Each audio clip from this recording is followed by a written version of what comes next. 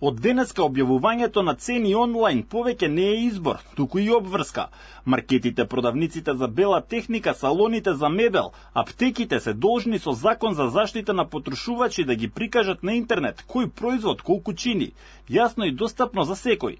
Дел од трговците се прилагодија веднаш на законските одредби, дел пак се уште немаат ништо објавено на своите веб страници или пак само промотивни каталози со попусти. Инспекторите ги следат дали го почитуваат законот. Во моментов инспектори на Државниот пазарен инспекторат ја следат состојбата со објавените цени на сите маркети, продавници, аптеки на нивните веб страни.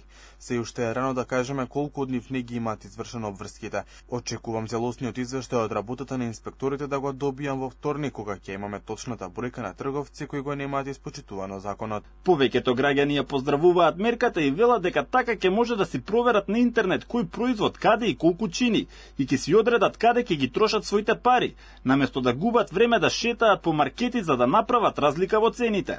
Дел пак велат дека ќе треба време да се променат навиките. Како граѓанин кој што се интересира за животниот стандард за сите нас, би ги проверувале. Кога купувам онлайн, да. Ја мислам дека е добро, затоа што треба да бидат транспарентни цените. Е интересантна работа, меѓу дека ќе име таа пракса колку ќе би значил. Па ќе прошетам, што ми треба, ќе се зјавам. Ќе проверам, да.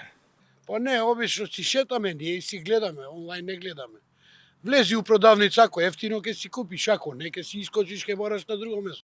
Не, немам навика. Се уште не сум видел ништо, ама рекол дека ќе ги објават, па ќе видиме се што е вистина, само не верувам на тие маркети многу. Едно пишуваат, друго пуштаат, сме смалиле од 50 го дигнале на 70, сега сме смалиле на 60, значи они пак го дигнале од 50 на 60. Ќе ги проверувам ради да видам дали има вистина или има лагата, да кажеме народ. Надлежните апелираат доколку граѓаните забележат дека на веб страницата не е поставена цена или е поставена, ама не е иста со таму каде што се купува, да го пријават случајот во пазарниот инспекторат. Казните за непочитување достигнуваат и до 10.000 евра. Министерот за економија вели дека трговците имале рок од 45 дена да се прилагодат.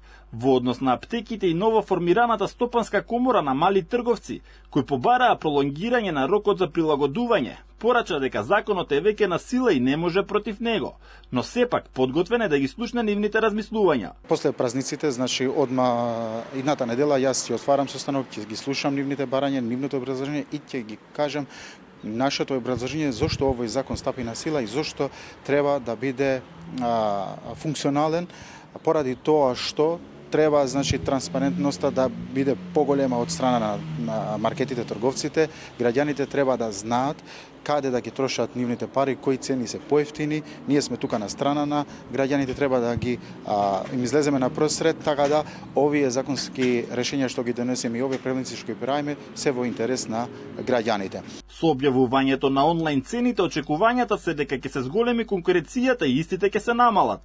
Од Организацијата на потрошувачи на Македонија им сугерираат на надлежните да се направи посебен веб сајт, каде што на едно место ќе можат да се најдат цените од сите маркети, за полесно да се прави споредба. Ќе помогне во транспарентноста, ама треба да и се даде некое предимство после на нашава институција или организација или слично да врши компаративна анализа на тие цени. Значи да ги споредува, ама за тоа треба и владата да ни даде пас, нели?